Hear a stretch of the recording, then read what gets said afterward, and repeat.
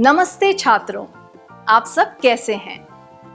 पिछले सत्र में हमने सीखा था कि परीक्षा की तैयारी करते समय इन बातों को सुनिश्चित करना चाहिए।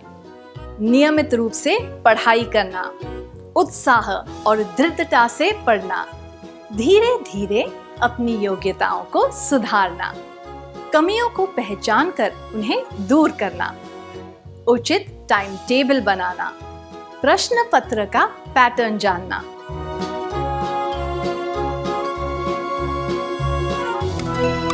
क्या हम इस सत्र की शुरुआत एक क्रियाकलाप से करें? आप किसी परीक्षा की तैयारी कैसे करेंगे? क्या आप सारे पाठ एक बार पढ़ लेंगे या आप सारे पाठ रटना शुरू कर देंगे, या फिर आप केवल वे पाठ पढ़ेंगे जिनमें आपको कठिनाई हो? सारे पाठ एक बार पढ़ना, सारे पाठ रटना शुरू कर देना, केवल वो पाठ पढ़ना जो आपको कठिन लगते हो।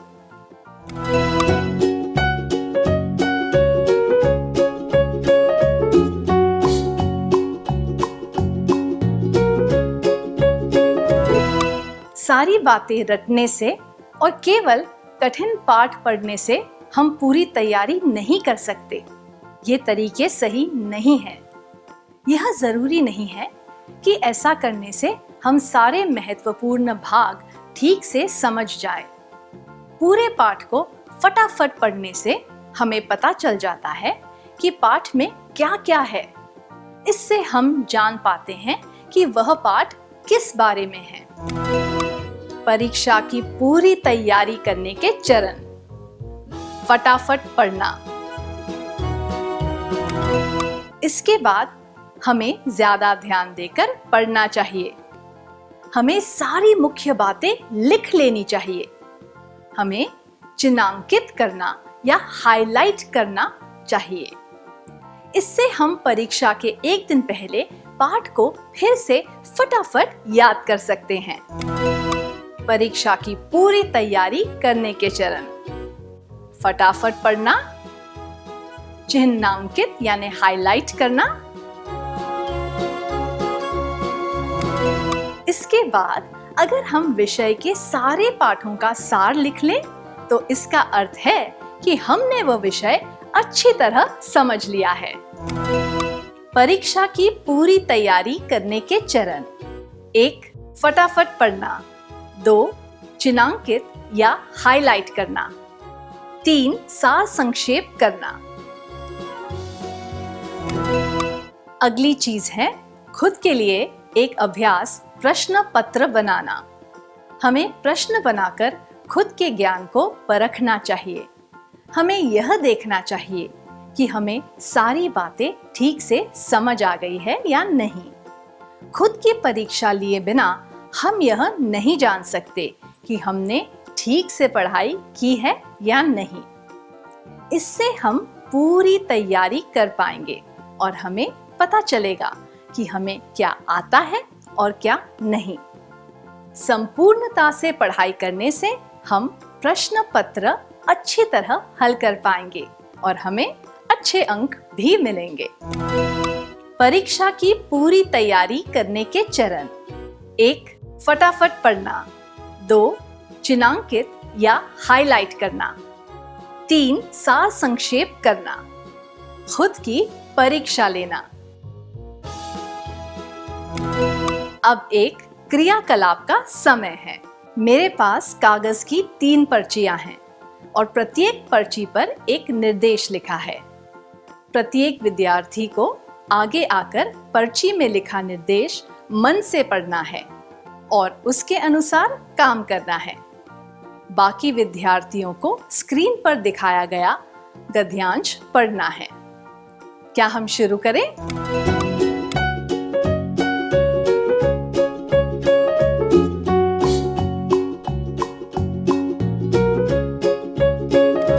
क्या आपने गद्यांश पढ़ लिया? क्या आप में से कोई 2 छात्र यहाँ आकर 2 वाक्यों में इसका सारांश बताना चाहेंगे?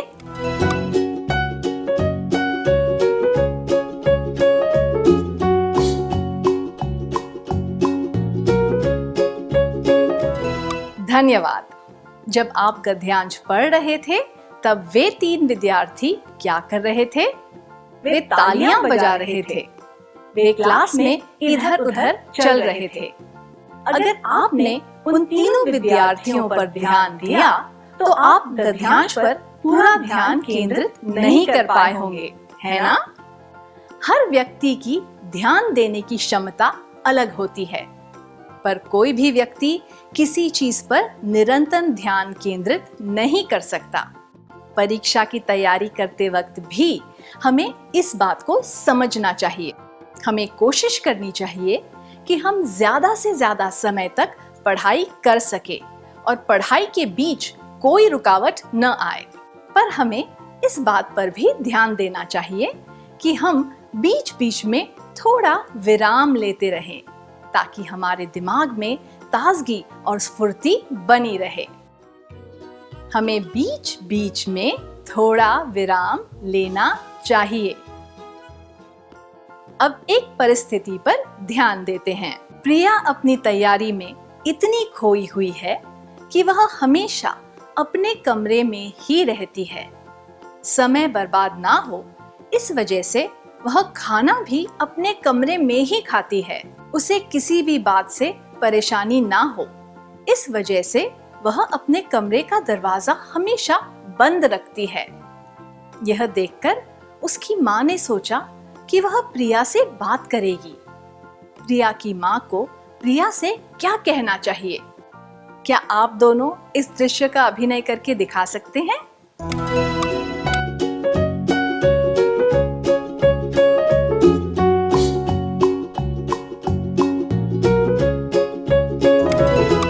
बहुत बढ़िया किया, धन्यवाद। प्रिया को पूरी गंभीरता के साथ परीक्षा की तैयारी करनी चाहिए, पर लंबे समय तक किसी बंद जगह में रहने से और ताजी हवा में न जाने से काम बिगड़ सकता है। उसे कुछ देर के लिए बाहर ताजी हवा में जाना चाहिए। इससे वह शारीरिक रूप से बेहतर महसूस करेगी और वह पढ़ाई पर ज्यादा अच्छी तरह ध्यान दे पाएगी। प्रिया की माँ ने भी उसे यही सलाह दी। परीक्षा की तैयारी करते समय हमें शरीर और दिमाग में ताजगी बनाए रखने के लिए पर्याप्त आराम करना चाहिए। आराम की कमी की वजह से क्या आपको कोई नकारात्मक परिणाम भुगतना पड़ा है? क्या आप में से कोई इस बारे में सबको बताना चाहेगा?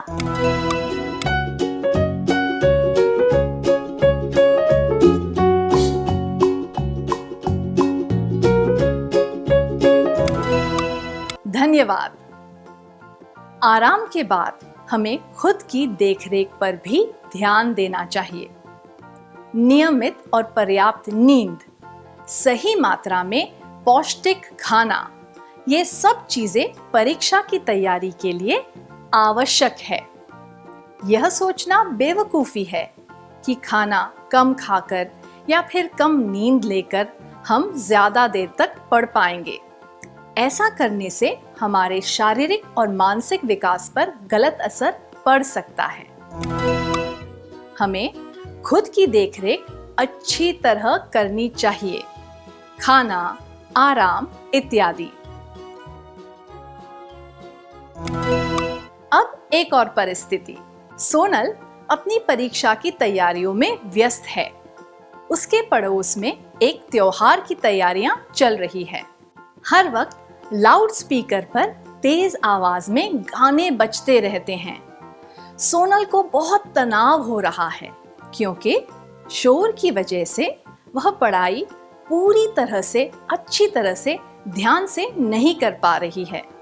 उसकी सहेली सलमा ने उसे कहा कि वह उसके घर आकर पढ़ सकती है क्योंकि वहां बिल्कुल भी शोर नहीं है। क्या आप उन दोनों सहेलियों के बीच हुई बातचीत का अभिनय करके दिखा सकते हैं?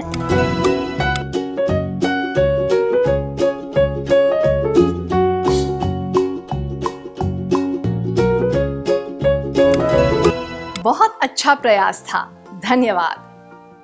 हम ये नहीं सोच सकते कि हमारे आसपास का माहौल हमेशा शांत रहेगा ताकि हम पढ़ाई कर सके। कभी कभी हमारी राह में कुछ अनदेखी रुकावटें आ जाती है। ऐसे समय पर हमें किसी उचित जगह पर जाकर पढ़ाई करनी चाहिए ताकि हम अच्छी तरह पढ़ सके। हमें पढ़ने के लिए सही जगह चुननी चाहिए और मन लगाकर पढ़ना चाहिए। हम अपने खाली समय का उपयोग अच्छी तरह कैसे कर सकते हैं? हम उस समय की बात कर रहे हैं जब हम पढ़ाई नहीं कर रहे होते। क्या हम एक क्रियाकलाप के द्वारा देखें कि खाली समय में क्या किया जा सकता है? आपको चित्रों द्वारा कुछ संकेत दिए जाएंगे और आपको सही जवाब पहचानने हैं।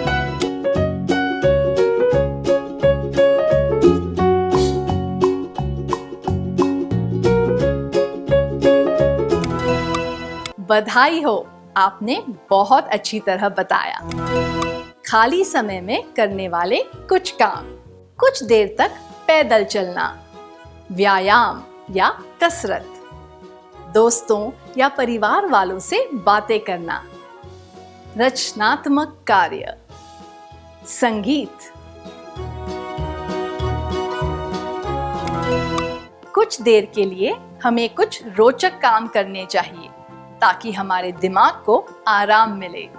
उदाहरण के लिए थोड़ी दूर चलना, मनपसंद गाने या फिर संगीत सुनना, योग करना, दोस्तों से बातें करना, ऐसे दोस्त जो पढ़ाई में व्यस्त ना हो, कुछ रचनात्मक काम करना, परिवार के लोगों से बातें करना, कोई मजेदार पहेली हल करने से भी दिमाग में ताजगी आ जाती है और हम पढ़ाई जारी रखने के लिए तैयार हो जाते हैं। पर हमें सतर्क रहना चाहिए कि ये सब कुछ देर के लिए ही किया जाए। हमें ऐसे काम लंबे समय के लिए नहीं करने चाहिए। हमारा मुख्य उद्देश्य है पढ़ाई करना। अब तक हमने देखा है कि पढ़ाई की तैयारी के लिए हमें क्या क्या करना चाहिए। अब हम यह देखेंगे कि हमें क्या नहीं करना चाहिए। अब आपके लिए एक प्रश्न है। आमतौर पर आपको विज्ञान में अच्छे अंक मिलते हैं। वार्षिक परीक्षा में आप विज्ञान के पर्चे से पहले क्या करेंगे और क्यों? विज्ञान की तैयारी उसी तरह करूंगा या करूंगी जैसे मैं अन्य विषयों की तैयारी करता या करती हूँ।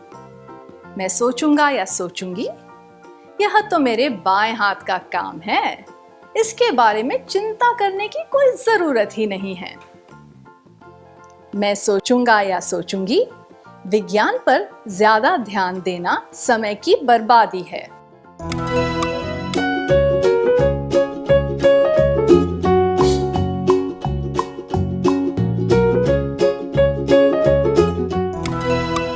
अपने जवाब देने के लिए धन्यवाद। यह तो मेरे बाएं हाथ का काम है, इसके बारे में चिंता करने की कोई जरूरत नहीं है और विज्ञान पर ज्यादा ध्यान देना समय की बर्बादी है। इन जवाबों में जरूरत से ज्यादा आत्मविश्वास झलकता है। यह बहुत खतरनाक हो सकता है। अति विश्वास के कारण ऐसा हो सकता है कि आमतौर हमें जितने अंक मिलते हैं उससे भी कम अंक मिले। हमेशा अच्छे अंक प्राप्त हो उसके लिए यह जरूरी है कि हम सारे विषयों की तैयारी पूरा मन लगाकर करें। इसीलिए आत्मविश्वास होना सही है, पर परीक्षा के दौरान अति विश्वास नहीं होना चाहिए। कल आपकी सामाजिक ज्ञान की परीक्षा है। आपने सारे पाठ अच्छी तरह समझ लिए हैं। आपको केवल विश्व के मानचित्र के बारे में कुछ बातें देखनी हैं। आप क्या करेंगे? मैं सोचूंगा या सोचूंगी, केवल विश्व का मानचित्र ही तो है, मैं कल भी देख सकता या सकती हूँ। मैं उस भाग को भी अच्छी तरह समझ लूंगा या लूंगी। मैं सोचूंगा या सोचूंगी, मैं मैं स्कूल पहुंचने के बाद भी उसे देख सकता या सकती हूँ। ऐसा सोचना केवल विश्व का मानचित्र ही तो है, मैं कल भी देख सकता या सकती हूँ। या मैं स्कूल पहुंचने के बाद भी उसे देख सकता या सकती हूँ उचित नहीं है। अगर किसी कारणवश आपको घर पर या अगले दिन स्कूल में समय ना मिले, तो आप शायद उस विषय पर पूछे गए प्रश्न अच्छी तरह हल नहीं कर पाएंगे। अगर आपके पास कोई ठोस वजह ना हो, तो कोई भी काम टालना नहीं चाहिए। हमें पढ़ाई से संबंधित कोई भी काम टालना नहीं चाहिए। अब एक और प्रश्न। अब तक 4 परीक्षाएं हो चुकी है। आप आखिरी परीक्षा की तैयारी कर रहे हैं। आपके हाथ में हल्का हल्का दर्द हो रहा है। आप क्या करेंगे? मैं प्राथमिक उपचार करूंगा या करूंगी ताकि यह तकलीफ और ना बढ़े। मैं यह सोचकर घबराने लगूंगा या लगूंगी कि शायद मैं कल की परीक्षा नहीं लिख पाऊंगा या पाऊंगी। मैं इस सोच में पड़ जाऊंगी कि यह दर्द किस वजह से हो रहा है। दर्द के बारे में सोचने का कोई फायदा नहीं हो सकता। इसी तरह उसके बारे में सोचकर घबराने से कुछ हासिल नहीं होगा। इससे तो तनाव और बढ़ता है। प्राथमिक उपचार करना ही उचित होता है ताकि वह समस्या और ना बढ़े। हमें परीक्षा से संबंधित डर और घबराहट को दूर रखना चाहिए। आप आमतौर पर सुबह 7 बजे उठते हैं। आपकी माँ ने आपको सुबह 5 बजे उठा दिया ताकि आप परीक्षा के लिए पढ़ सके। आप क्या करेंगे? मैं मुंह धोकर पढ़ने बैठ जाऊंगा या जाऊंगी। मैं फिर से बिस्तर में जाकर सो जाऊंगा या जाऊंगी। मैं हाथ में एक किताब लेकर उसे अपने चेहरे के सामने रख लूंगा या लूंगी और बैठे बैठे सो जाऊंगा या जाऊंगी। बिस्तर में जाकर फिर से सोना या फिर बैठे बैठे सोना आलस्य की निशानियां है। सही तो यह होगा कि आप मुंह धोकर पढ़ने लग जाए। हमें परीक्षा के समय आलस नहीं करना चाहिए।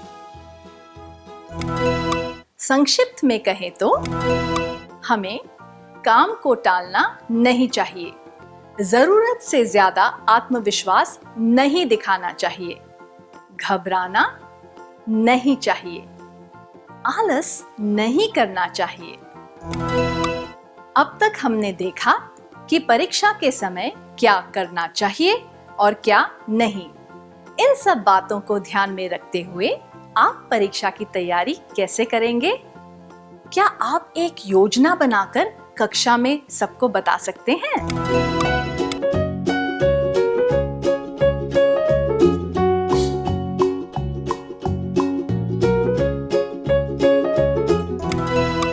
अपनी योजना के बारे में सबको बताने के लिए धन्यवाद। क्या अब हम आज के सत्र में सीखी बातों का सार संक्षेप कर लें?